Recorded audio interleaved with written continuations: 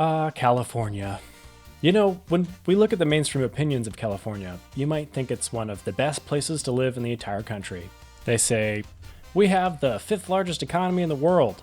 We have the best climate in the country. Or we're so diverse. We have a $20 minimum wage for fast food workers. I mean, honestly, how could you hate California? Well, among the many reasons why California is mid at best is the wonderful new $20 minimum wage for fast food workers. Generally, you will see a high minimum wage supported somewhere where things are expensive, where there is a strong socialist sentiment, and where there are already rising regulations and taxes that are squeezing people harder and harder into a corner. This is no different for California. California may well have the largest GDP and some of the highest minimum wages in the country. However, it also has the fifth highest gap between the rich and the poor, with a Gini coefficient of 0.5, which is higher than many Latin American countries. California also has the 26th highest poverty rate in the country, right about in the middle of the road on that one, and spends one of the highest amounts on public assistance. So California is not necessarily doing much better than anyone else, even with all of these public amenities. Clearly, the problem is not solely a high minimum wage, but this trend towards higher and higher regulations and more economic planning comes at a price. Which, of course, you can learn all about because you can read books from Amazon to learn about anything you're interested in. Sometimes I have trouble finding books for inspiration, and that's why it's great to have a full library to choose from at Amazon. You can browse through thousands of awesome books on economic history and much more. Learn from great authors about how the world works and all those interesting topics you've been wanting to do a deep dive on. Depending on your preferences, you can pick between Kindle, paperback, hardcover, and Audible.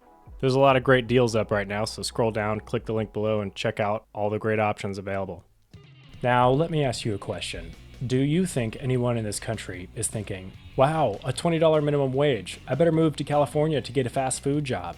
Well, maybe there's a few 16-year-olds out there who think $20 an hour for a part-time job is enough to pay rent, buy lunch at Taco Bell, and get a tank of gas by themselves in California. It isn't, by the way. But my guess is anyone who understands economics more than Gavin Newsom, which, let's be honest, he clearly has an F- understanding in, is not planning on making the move to the land of the overpaid burger flippers. That's because this minimum wage increase is the state reacting to a mountainous pile of issues that already existed, and it's clearly kicking the can down the road for future generations to deal with. That's why we've seen over 1 million people leave the state in the past few years. However, from the government of California's point of view, it seems there is only one group of people that they can blame and steal from to get the short-term gains they need, and that is the business owners.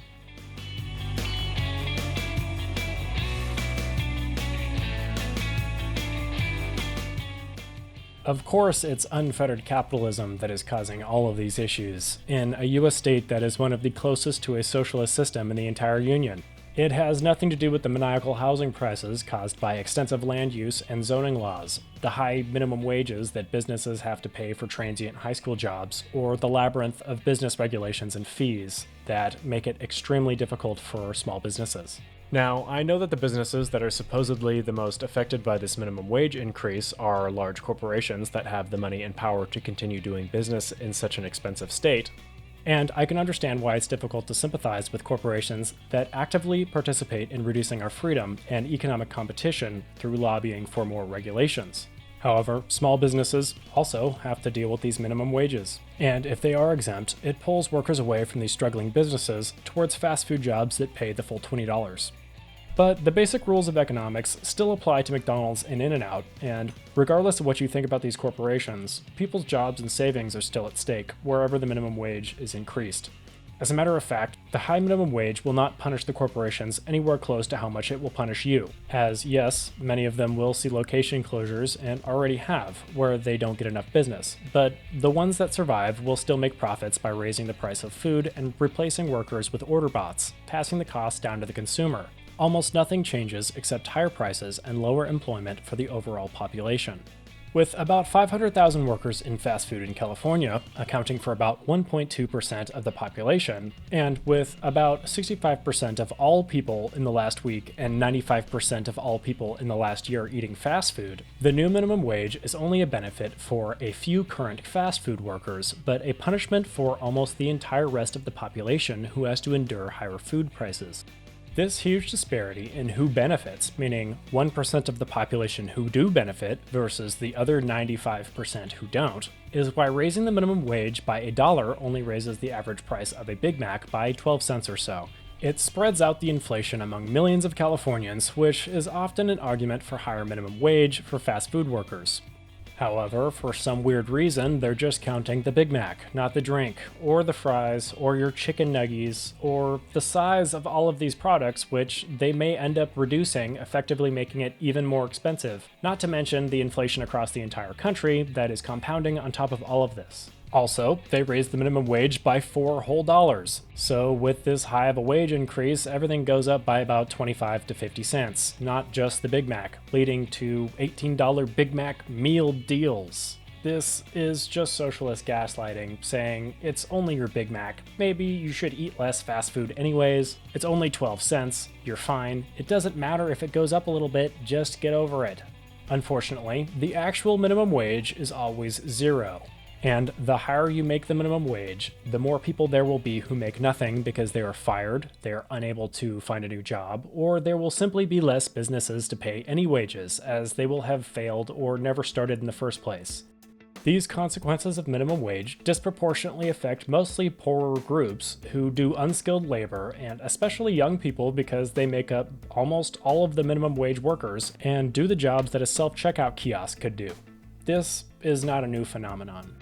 Not only are inflation, less employment, and less business growth all well-known effects of high minimum wage, they are known effects of any kind of set minimum price control, and multiple studies over the past decades have shown this. Artificially high prices cause surpluses. It's not really debatable, even though a minority of economists have attempted to do so. However, it doesn't take an economist to understand this principle. In the 1920s, in Canada, the United States, and South Africa, early advocates for the minimum wage were openly trying to price out low-wage Japanese and black workers who needed jobs and were willing to work less than white people. Some of the earliest mandated minimum wages in the US caused immediate job losses as well. For example, the National Industrial Recovery Act raised wages for the southern textile industry by about 70%, and it killed 500,000 black jobs. Before minimum wage became more widespread in the 1950s, black unemployment was at an all-time low, in some cases lower than white unemployment. In 1948, the teenage black unemployment rate was around 10%, very similar to the white unemployment rate. Even in the recession year of 1949, this rate only rose to about 16%. By 1964, after years of minimum wage increases and during a time of economic prosperity in the US, the young black unemployment rate increased to about 26%, and by the 1980s to about 40%. This can't be explained away by a lack of education, skills, or racism either, because all of these issues were significantly more widespread in the 1940s. However, this is not only a problem for poorer minority groups. Unemployment went up for all of the other young and unskilled workers in the country as well, severely delaying people who were beginning their working careers and attempting to gain experience, making them overall less productive and less successful people later in life, and taking away an opportunity to make money, however little it may be. The same thing has happened in other supposedly more egalitarian countries as well. Europe and Canada tend to have a higher average hourly wage compared to America and Japan. However, since high minimum wages disincentivize hiring, starting businesses, and reduce overall competition in these countries, they all have higher unemployment and longer unemployment durations as well. In 2006, a study by economists David Newmark and William Washer at the National Bureau of Economic Research surveyed over 100 studies on the effects of minimum wage in the United States, federal and state, and around the entire world, including Central and South America, the Pacific countries, Europe, and Asia, all with the same outcome: lower employment for the least skilled groups, or in other words, those who need jobs the most. Automation also takes jobs, and has been another clear consequence of minimum wage. In the 1970s, unions forced governments to increase minimum wages and workers' benefits like vacation time more and more in Europe. But in the US, the influence of unions became less during this time, slowing the process. This led to more automation in Europe faster than in the US, as well as the outright omission of low-skilled jobs. A study called Technology and Labor Regulation by Alberto Alesina and Joseph Zira called attention to this, explaining how parking attendants, bag carriers, and door openers are basically non-existent in Paris, Frankfurt, or Milan. Whereas in the US, you are greeted with an army of people helping you to your room once you pull into a hotel of equal or less quality. Most of these jobs are left to the customer or relegated to machines in Europe. This has been happening in our fast food restaurants and grocery stores for the past few years, with more and more self-checkout machines. They don't do that because they love spending thousands of dollars on machines. They do it because it is beginning to cost less than the artificially inflated price of a burger flipper. As we have seen, one of the biggest advocates for minimum wage laws are unions, even though the average unionized worker makes $23 per hour, $8 more than the $15 per hour minimum wage they are fighting for. That's curious. I wonder why that is. Well, I'll tell you why. It's because of who unionized workers are usually competing against, which is younger and less experienced workers who are most negatively affected by minimum wage laws. Raising the minimum wage makes it less worth it for employers to hire less experienced workers when they could get a much more experienced worker for a few extra bucks. Unions use minimum wages and some labor laws, like tariffs, to drive up non-union labor costs that compete with their members, and they've been doing it since labor laws were first introduced. One of the earliest examples of this was in 1935 in the United States, with the union promoting National Labor Relations Act, which often priced out non-unionized workers. And black workers were especially affected by this because they often worked for less than whites and had to deal with union rules that barred them from union membership, an unemployment double whammy. It's funny, once you take a little look under the facade, you can see that these people who claim they are champions of the working class, unions that is, are just as corrupt and exploitative as everyone else. That's how you know that all of this socialist union rhetoric is just that, rhetoric to further their goals. They don't care about the people, the health of the economy, or reducing exploitation. They are just as willing to screw over the younger generation as any other self-serving organization. Even when minimum wage laws are causing major employment issues in the regions they are implemented, unions will claim that it is still caused by either businesses refusing to hire as a form of protest, or simply because they are not, quote-unquote, trying hard enough, as the Congress of South African Trade Unions said in 2005. They'll also say that the painfully few studies that have shown minimum wage to not increase unemployment or increase business failures have refuted all of the multitudinous others that have shown that it does, basically using the exception to prove the rule. Many of these studies will also mislead you by only surveying the companies that have survived minimum wage increases, or by being very short to not expose the negative long-term side effects. Remember when I said McDonald's will probably be fine after this fast food minimum wage increase? This is because they are essentially too big to fail, with locations in nearly every country in the world, and enough money to replace their workers with order kiosks. While obviously asking multiple surviving fast food companies whether minimum wage puts companies out of business would come up with some biased answers. This would be like only surveying expert blackjack players who won the jackpot and saying you have refuted the myth that gambling is risky. Government institutions that raise the minimum wage will also deny that it has any effect on employment as well, and use the same rhetoric and misleading studies as unions to promote minimum wage laws. They say, people need a living wage. People need it to provide for their families. Well, actually, mostly no. About 60% of people making minimum wage are under 25, and most of them work part-time. In other words, people who usually don't have kids of their own. Also, only about 15% of minimum wage workers, young or old, are supporting themselves. And only about 1 million people in the US make federal minimum wage. Less than 0.3% of people. Because even in places that don't have higher minimum wages, no one would be able to hold on to workers if they paid that little. For example, Walmart pays a minimum of $14 per hour, no matter where you are in the country. Regardless of what these corrupt organizations say about minimum wage, the fact is, there is no evidence that minimum wage is necessary at all. Some of the most successful economies in the world survived and thrived without minimum wages. For example, Switzerland only recently has had some kind of mandate on minimum wage, but they still do not have a federal minimum wage law, and they have had some of the highest wages in Europe for decades, with a very low unemployment rate. Singapore also has no minimum wage laws, and they have one of the most prosperous economies in the world with only about 1,000 homeless people in a country of 5.6 million, and an unemployment rate of about 2.1%, one of the lowest in the world. Under British rule, Hong Kong did not have a minimum wage either, which also had one of the most prosperous economies for its size and an unemployment rate of 2%. Also, under the Coolidge administration in the US, after lowering taxes and before any minimum wages, the wages were higher than they had ever been and employment was as low as 1.8%.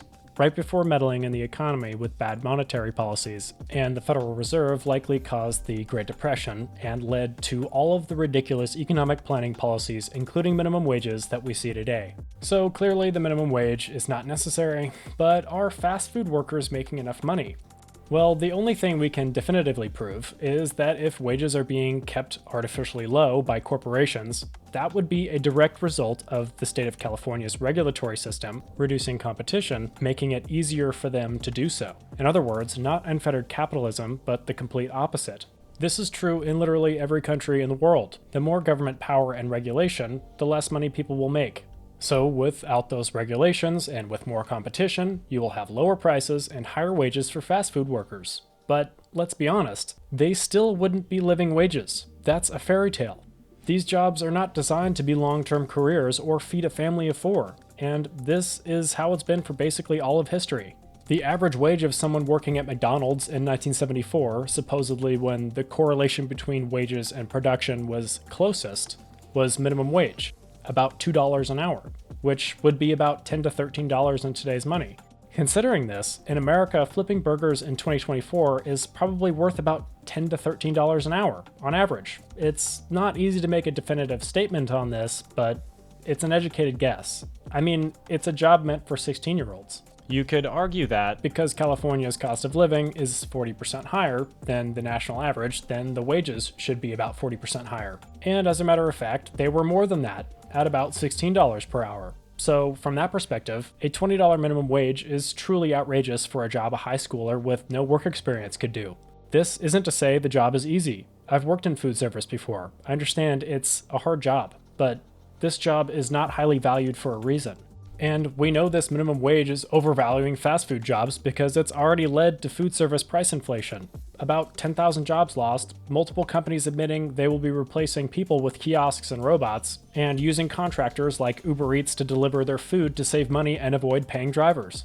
And now Bill 525 is attempting to impose a $25 minimum wage for all healthcare workers. And the hospitality industry is also asking for a $25 minimum wage. Because, of course, they can't have lower wages than fast food workers. That would be ridiculous. So this will only get worse. The idea of constant wage increases as time goes on, just because the future should supposedly be more generous, is an oddly ironic socialist idea. Why would a job that required the same amount of work for a millennia increase in value over time infinitely? It's a complete 180 from the socialist argument that infinite growth in a capitalist system is unrealistic. If it's true that infinite growth is unrealistic, then how is infinite wage growth somehow reasonable? By the way, capitalism and the free market never promised infinite growth. It's just something socialists say to make basic free market systems seem like exploitative Ponzi schemes. The idea that wages should be higher because they are too far behind productivity comes from this graph right here.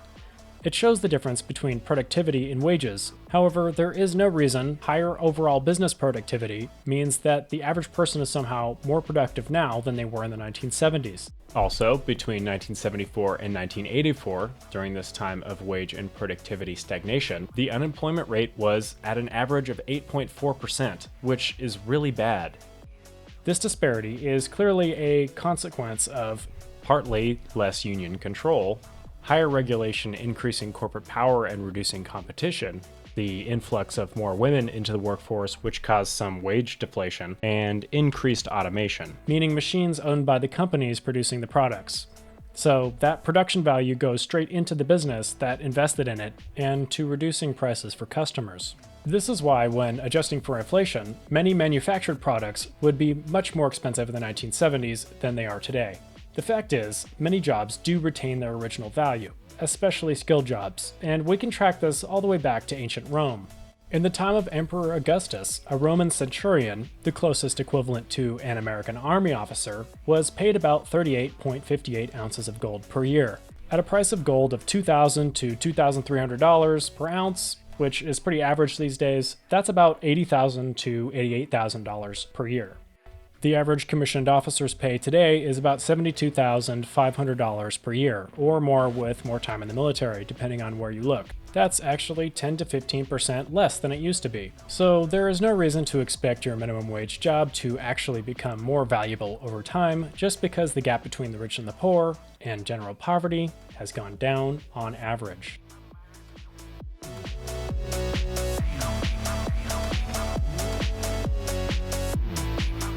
So, why did California raise the minimum wage? Obviously, Gavin Newsom loves the working class, right? It must have been out of the goodness and ignorance of his heart. Well, it's possible, but considering the whole corruption scandal with his campaign donor's corporation, Panera Bread, and the fact that his own restaurant only pays the $16 minimum wage, my guess is he knows full well that raising the minimum wage is not healthy for businesses, so he decided to leave himself and his homies out of it. On the surface, I would say that this means that the minimum wage was a spanking to large fast food corporations that Gavin and the government doesn't like. Or in other words, it's an authoritarian punishment from a corrupt governor without any care whether his actions will negatively affect the majority of Californians, as it clearly has. There is another possible reason for constantly raising the minimum wage though, and it's much more sinister.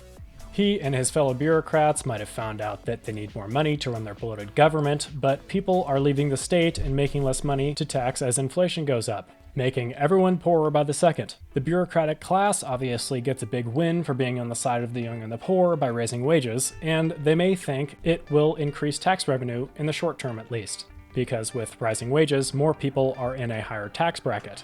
With minimum wage inevitably increasing automation and decreasing competition and overall employment for the poor and minorities, California becomes a perfect environment to maintain control on the masses. It reduces the businesses to a few huge corporations who the government can collude with, and it creates a larger and larger class of poor people who have no work experience and are completely dependent on government assistance, and thus are under government control.